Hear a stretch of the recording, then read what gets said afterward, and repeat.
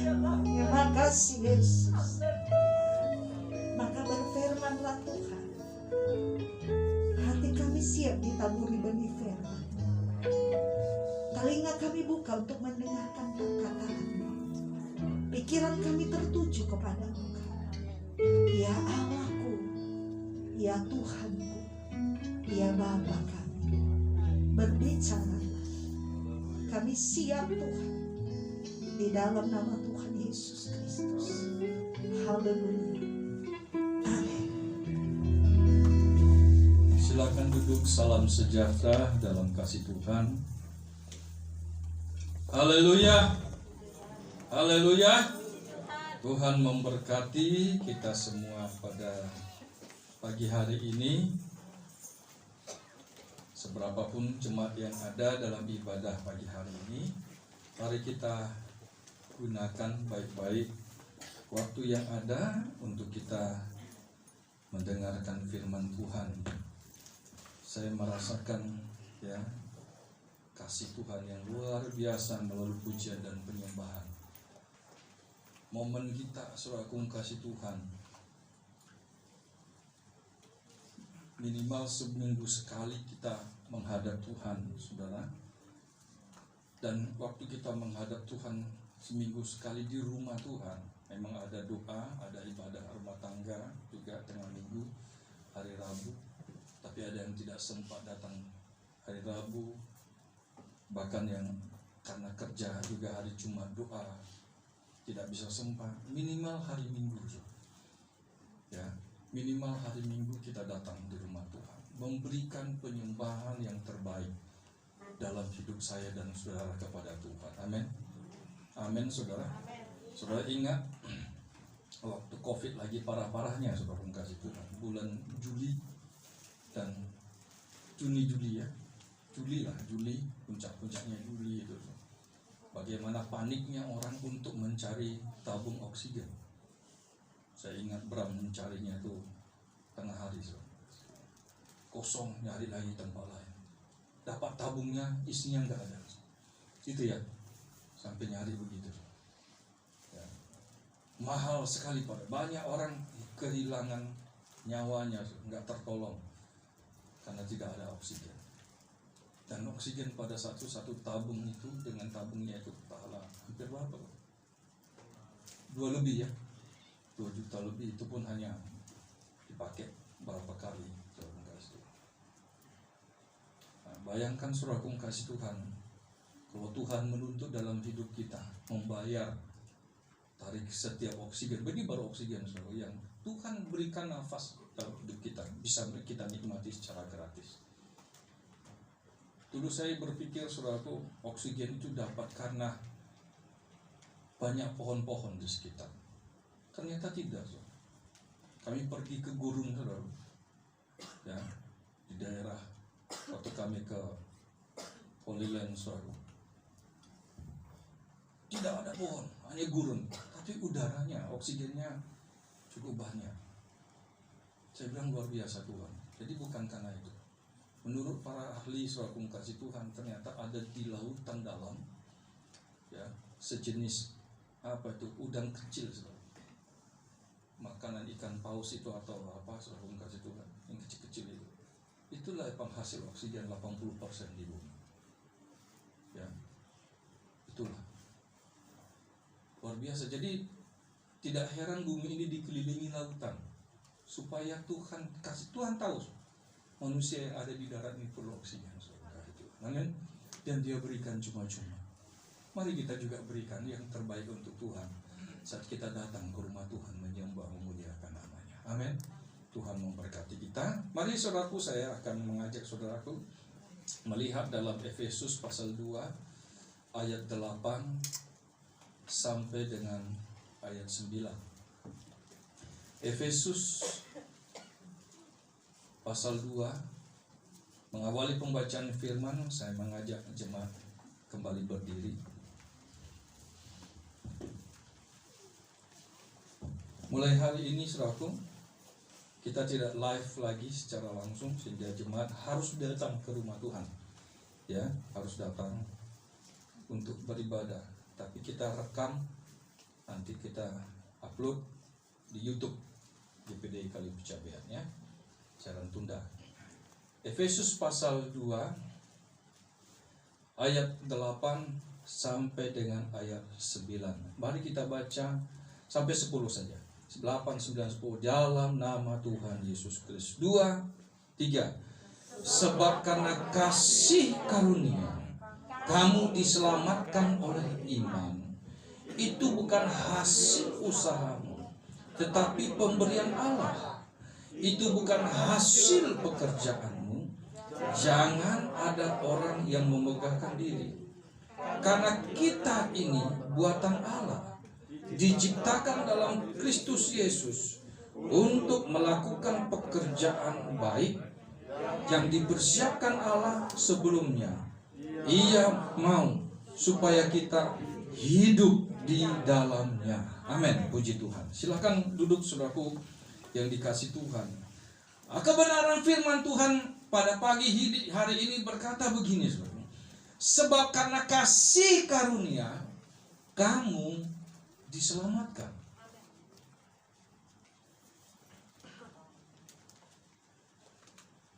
oleh iman. Ya. Itu bukan hasil usahamu, tetapi pemberian Allah. Saudara yang dikasih Tuhan Yesus Kristus, kita lihat saudaraku pemberitaan firman Tuhan, pembacaan hari dia katakan, sebab karena kasih karunia kamu diselamatkan oleh iman. Iman siapa? Iman kita. Kita diselamatkan saudaraku oleh iman. Tapi oleh iman, diselamatkan oleh iman. Itu bukan hasil usahamu, tetapi pemberian Allah. Iman itu pun bukan hasil usaha kita, tapi iman itu adalah pemberian Allah dalam hidup saya dan saudara. Amin saudara. Amin saudara. Sebab saudaraku yang dikasih Tuhan, kita diselamatkan saudaraku. Kita tahu kalau kita bahas itu bukan hasil pekerjaanmu. Jangan ada orang yang memegahkan diri, karena kita ini buatan Allah, diciptakan dalam Kristus Yesus untuk melakukan pekerjaan baik. Kita tahu saudara yang kasih Tuhan bahwa kita diselamatkan, ditebus oleh kematian Kristus di kayu salib. Oleh kematian Kristus di kayu salib. Dan untuk kita bisa percaya, kita harus punya iman kepada Kristus Yesus itu. Tapi iman yang kita miliki, sebab semua orang pun berkata, semua agama pun berkata aku punya iman. Tapi iman yang kita miliki itu pun adalah pemberian Allah. Allah yang mana? Sebab banyak juga orang mengklaim Allah. Maka ditarik mundurlah adalah Allah Abraham, Ishak dan Yakub, yang memperkenalkan dirinya di Gunung Sinai sebagai YHWH. Atau kemudian karena enggak ada yang tahu, diberikanlah huruf hidup menjadi dipanggil Yahweh. Tapi kalau ada orang dalam tulisan Ibrani YHWH, orang Ibrani, orang Israel tidak berani dia manggil Yahweh. Kita aja yang bisa berani. Sebab mereka sangat menyucikan nama itu. Mereka apabila ada tulisan situ, mereka akan katakan Adonai. Aku ada. Ya aku ada. Artinya dia sedang memperkenalkan dirinya. Ya aku ada yang pada mulanya. Akulah pangkal segala sesuatu. Dia ada. Dan dia ini saudaraku yang dikasih Tuhan. Memperkenalkan dirinya, saudaraku kasih Tuhan. Sebenarnya pada saat dengan Adam, dia menciptakan Adam dan Hawa, dan dia bergaul dengan Adam dan Hawa. Tapi karena mereka jatuh ke dalam dosa, maka tabiat dosa itu terikat dalam kehidupan anak manusia. Dan semenjak itu saudaraku, yang sebelumnya dikatakan bahwa anak manusia Adam dan Hawa itu serupa dengan Allah. Begitu manusia jatuh ke dalam dosa, maka semua anak cucunya Adam serupa dengan Adam. Bayangkan saudara, Kalau kita dari keturunan orang berdosa, semakin serupa, semakin rusaklah, semakin jauhlah kita dari gambar Allah itu. Amin selalu. Makin jauh kita. Makin jauh. Apalagi kita jadi dari keturunan orang-orang yang jahat. Makin jauh.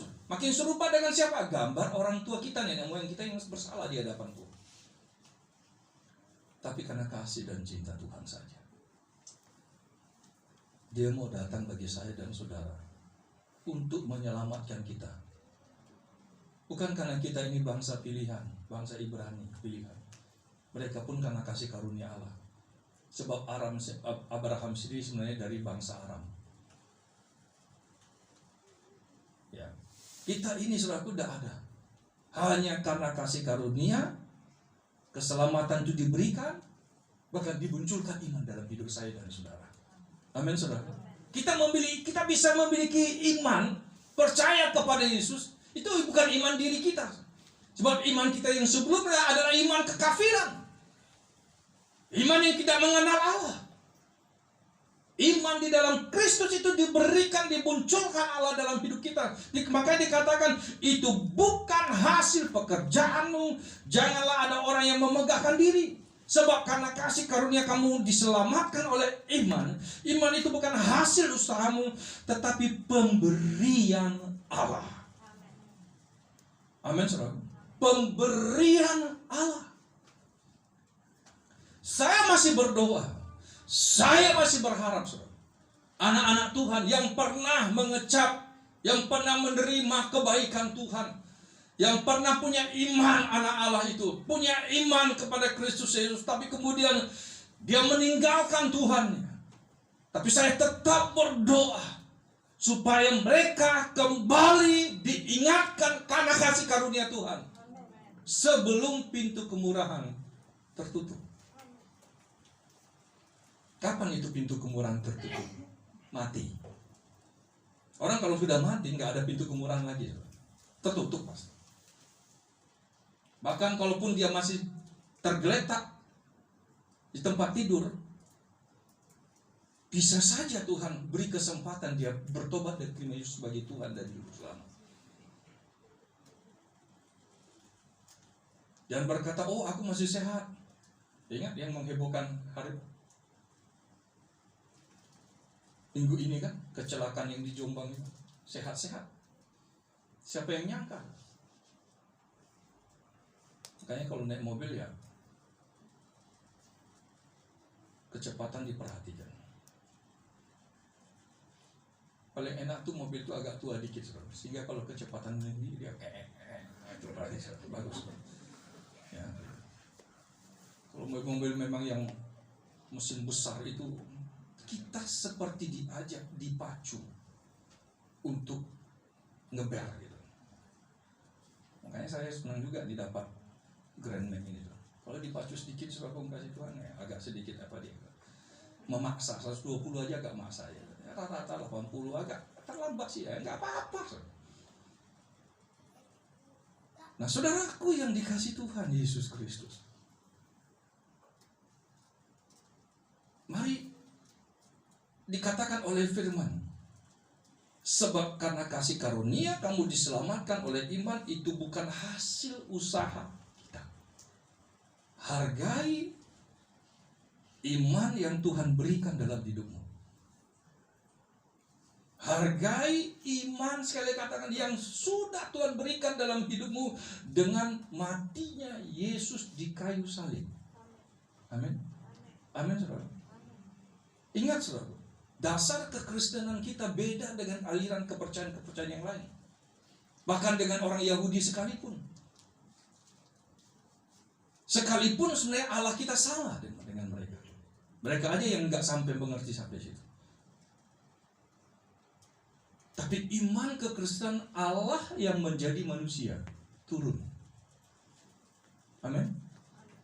Allah, dia menjadi manusia turun. Supaya apa? Supaya dia bisa menjadi manusia dan konsisten dengan firman-Nya dalam Perjanjian Lama bahwa untuk penebusan harus dengan darah. Kalau sebelum dalam Perjanjian Lama dengan korban binatang, tapi dalam Perjanjian Baru dia datang, dialah anak domba itu. Dia mengorbankan darahnya, nyawanya sekali dan untuk selama-lamanya, sehingga barang siapa yang percaya kepadanya diselamatkan. Amin, saudaraku. Diselamatkan. Karena itu saudaraku yang dikasihi Tuhan, dikatakan gini, ayat 10, karena kita ini buatan Allah, diciptakan dalam Kristus Yesus untuk melakukan pekerjaan yang baik yang dipersiapkan Allah sebelumnya. Ia mau supaya kita hidup di dalamnya. Perhatikan, karena kita ini buatan Allah, diciptakan dalam Kristus untuk melakukan pekerjaan yang baik. Jadi kalau kita diselamatkan oleh Kristus, Yesus percayakan dirinya, Yesus percayakan darahnya tertumpah bagi saya dan saudara. Saudara diberikan iman sehingga engkau berkata, mengaku Yesus engkaulah Tuhan dan Juru Selamat. Itu bukan karena keturunan, tapi karena kasih karunia Tuhan. Dia percayakan itu, dan engkau merespon, membuka hatimu, saudara kasih Tuhan.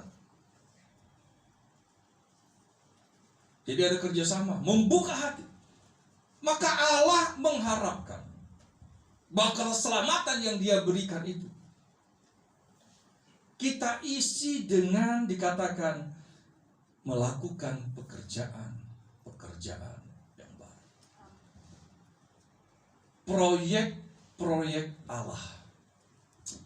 Saya percaya, saudara, tidak ada satupun dari kita yang kebetulan dipanggil Allah dan kemudian kita menjadi pasif. Tidak ada. Semua kita dipilih. Ada proyek yang Allah percayakan dalam hidup saya dan saudara.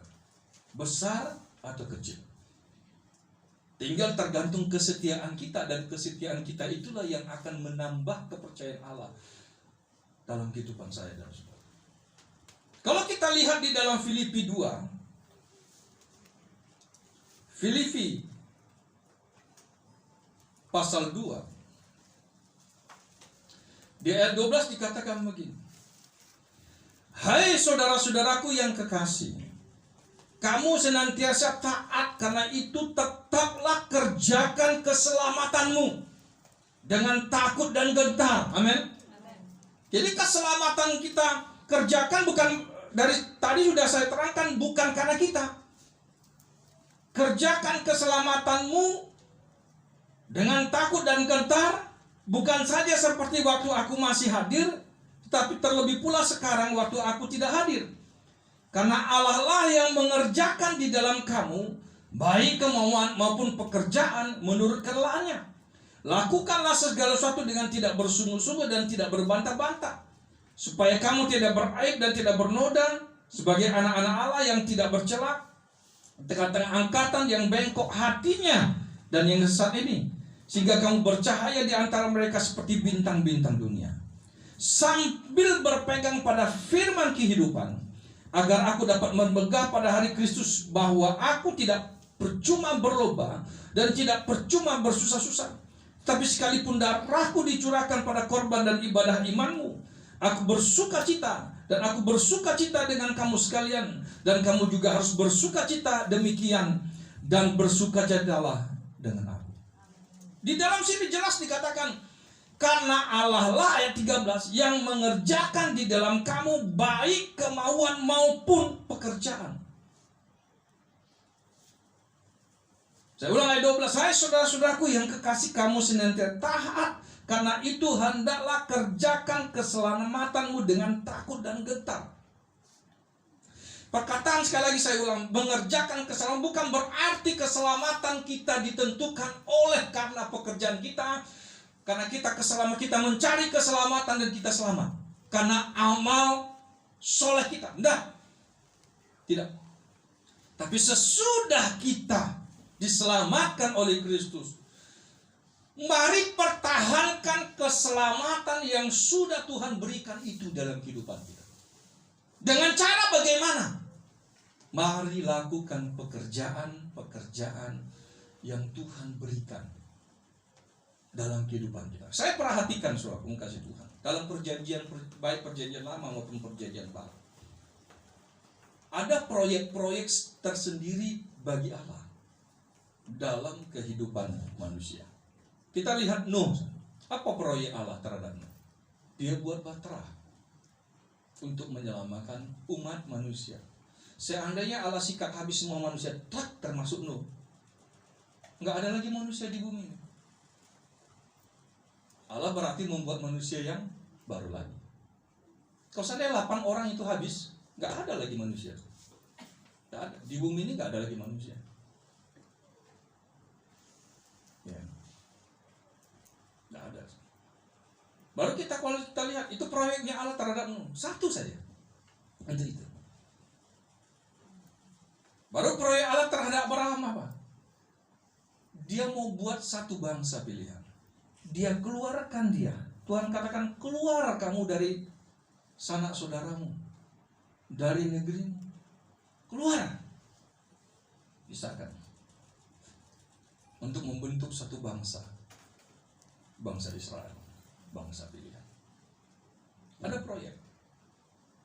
Tapi ada orang, seorang nabi yang namanya Nabi Yunus. Tuhan kasih proyek sama dia. Kamu pergi ke Nineveh, beritakan firman Tuhan. Kalau mereka tidak bertobat, aku akan hancurkan mereka. Yunus, saudaraku, yang tahu nubuat firman Tuhan, lari dari panggilan Tuhan, dari proyek ini. Sebab sudah dinubuatkan bahwa bangsa ini nanti akan menghajar bangsa lain. Dia gak mau, dia lari meninggalkan. Apa yang terjadi? Hampir dia mati.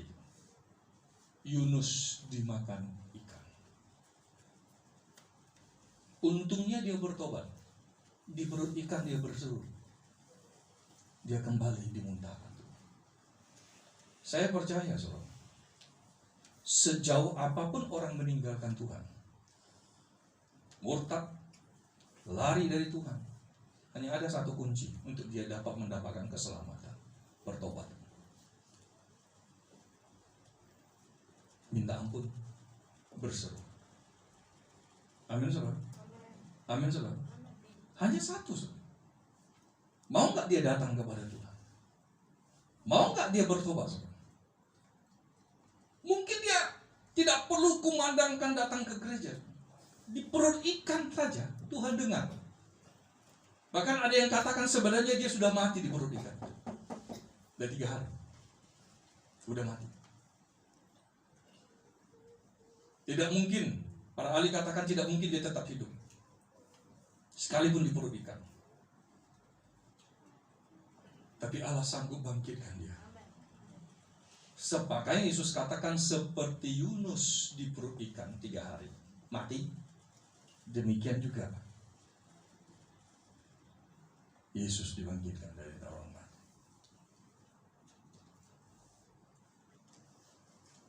Maka benarlah bahwa keselamatan kita hanya karena kasih karunia Tuhan. Amin, saudara. Amin. Hanya kasih karunia Tuhan. Bukan karena kebaikan kita. Sebab kalau karena kebaikan kita bisa masuk surga. Karena amal baik kita bisa masuk surga. Di surga nanti bisa banyak orang sombong. Aku yang paling besar. Aku yang bangun gereja itu. Aku yang banyak nyumbang. Nyumbang AC 1, 2, 3. Kalau tidak ada saya, saudara kasih Tuhan, dia akan katakan, tidak mungkin pekerjaan Tuhan itu jalan. Aku yang ngasih pendeta itu rumah. Aku ngasih, repot, saudara. Nah, justru di sorga nanti, waktu kita mendapat upah dan nama kita dipanggil, sabaslah ya hambaku yang setia. Justru kita akan malu dan berkata, Tuhan, aku tidak layak. Apa yang ku dapat juga semata-mata dari Tuhan. Keselamatan itu jauh lebih besar. Amin, saudara. Sehingga Wahyu berkata, 24 tua-tua itu, waktu ada pujian kudus, kuduslah Tuhan, mereka mengambil mahkotanya dan mereka berlari menaruh di bawah kaki anak domba itu dan berkata, engkaulah yang layak menerima pujian dan penyembahan, bukan kami. Karena itu saudaraku, mari kita kerjakan keselamatan kita itu yang telah Tuhan percayakan dalam kehidupan kita. Amin saudara. Mari kita kerjakan keselamatan itu yang telah Tuhan berikan dalam kehidupan saya dan saudara. Terima kasih. Karena itu saudaraku, di dalam Yohanes 15 dikatakan begini oleh firman Tuhan. Dia mengharapkan kita menghasilkan buah. Tapi ada catatan yang paling penting. Kita tidak akan bisa berbuah lebat, tidak akan bisa berbuah kalau kita tidak bersama-sama dengan Allah. Kalau kita tidak tinggal di dalam Kristus. Mari kita baca. Yohanes 15 ayat 1. Akulah pokok anggur yang benar, dan Bapakulah pengusahanya. Setiap ranting padaku yang tidak berbuah, dipotongnya. Dan setiap ranting yang berbuah, dibersihkannya, supaya ia lebih banyak berbuah. Kamu memang sudah bersih karena firman yang telah kukatakan kepadamu. Tinggallah di dalam aku, dan aku di dalam kamu. Sama seperti ranting tidak dapat berbuah dari dirinya sendiri kalau ia tidak tinggal pada pokok anggur, demikian juga kamu tidak berbuah jikalau kamu tidak tinggal di dalam aku. Mari baca sama-sama, 2, 3. Akulah pokok anggur, dan kamulah ranting-rantingnya. Barang siapa tinggal di dalam aku, dan aku di dalam dia, ia berbuah banyak. Sebab di luar aku, kamu tidak dapat berbuat apa? Amin. Di luar aku kamu tidak bisa berbuat apa-apa. Jangan salah, buktinya mereka yang meninggalkan Tuhan, hidupnya tetap sukses, tetap diberkati. Jangan punya konsep pikir cara mandang firman Tuhan itu hanya ukuran duniawi. Tapi yang dimaksud ini adalah bicara keselamatan. Amin, saudaraku, kasih Tuhan ya. Akulah pokok anggur yang benar, dan kamulah ranting-rantingnya. Barang siapa tinggal di dalam aku, dan aku di dalam dia, ia berbuah banyak. Sebab di luar aku kamu tidak dapat berbuat apa-apa. Artinya, saudara, motivasi daripada apa yang kita lakukan itu, antara kita di luar dengan di dalam Tuhan itu berbeda.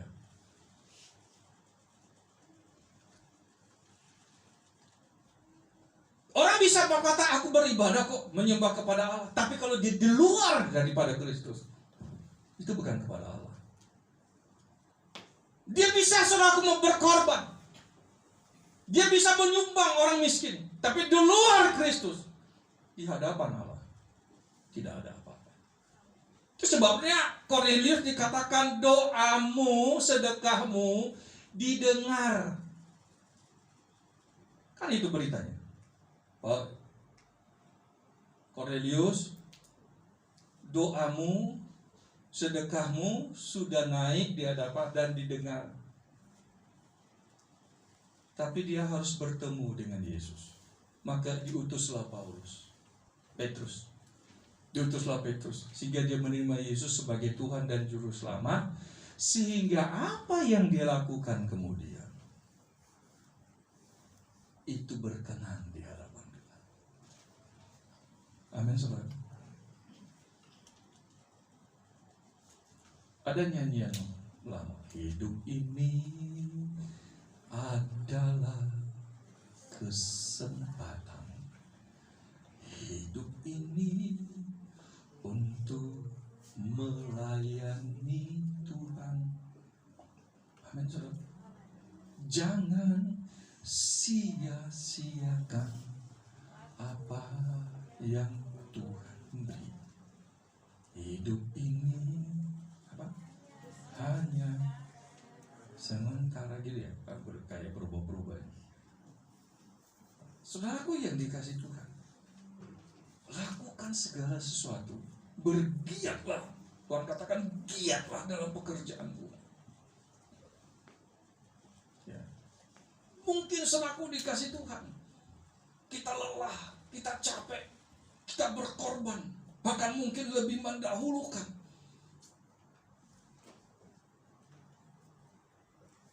Karena iman berkata lakukan, sekalipun tidak melihat.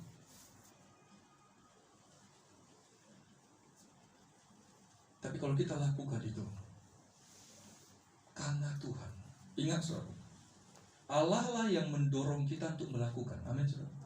Karena itu apa yang kita lakukan harus dari dorongan dari Roh Kudus, sesuai dengan firman Tuhan. Bukan sekedar bekerja tapi tidak ada hasil, tidak ada dorongan yang benar, tidak benar.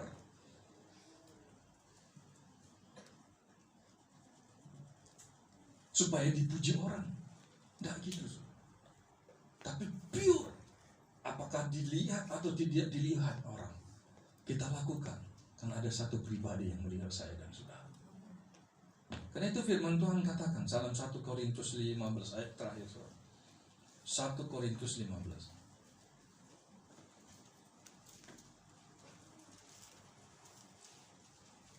ayat 58 kita baca sama-sama.